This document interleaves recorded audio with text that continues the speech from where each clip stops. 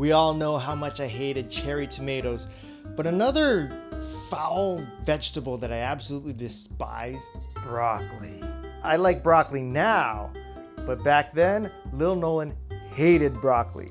And for whatever reason, my mom would love to torture me and make me eat things that I hated, which was cherry tomatoes and broccoli.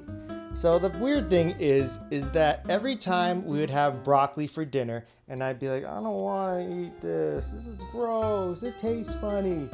She would say, Nolan, you know there are starving children in Africa who would just love to eat food like broccoli. You better eat your broccoli. And I'd be like, I don't even know these guys. Like, I don't even know where Africa is. Who are these kids that just would love to eat this? What's wrong with them? And every time we'd have broccoli for dinner, same conversation would come about. Nolan, there's starving children in Africa. You should be grateful. Finish your broccoli. Now, I'm not necessarily a wisecracking, smart alecky kid. I actually think that when I was that age, I had very logical thoughts in my head. I honestly was trying to think of solutions that would not only benefit me, but it might benefit others. So when my mom told me for probably the 15th time, there's starving children in Africa, eat your broccoli, you should be grateful.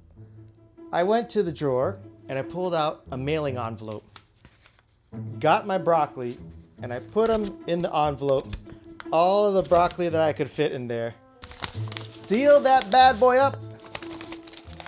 And I don't know why I didn't write on the envelope before I put the broccoli in, but I realized that now broccoli doesn't lay flat.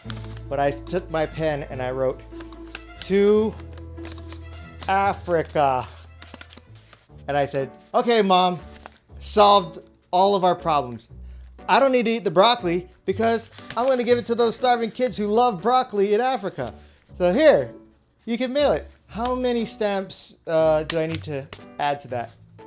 My mom was furious because she thought that I was just being a wise little punk kid trying to get out of eating broccoli.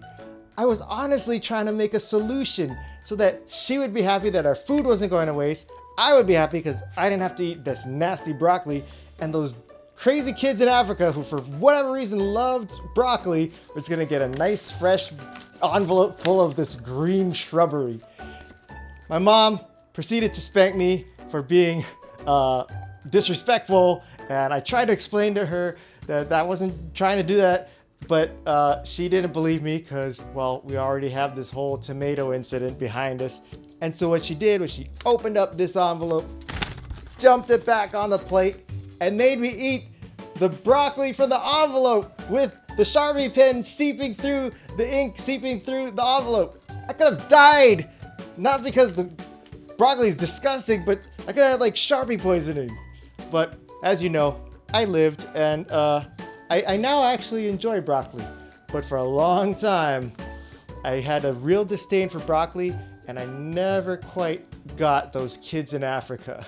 So to all you parents out there who think, oh, I got such a wise mouth kid, I implore you and beg you to think about Lil Nolan and be like, maybe your kid isn't a wise mouth. Maybe your kid is a really thoughtful, caring human being and an individual who wants to just have everybody be happy and provide for all those around, including strangers that they've never met, living in a country where they don't even know exists. So take that with you. Have a great rest of your day, evening, week, or month. And thank you so much for watching another episode of The Adventures of Lil Nolan.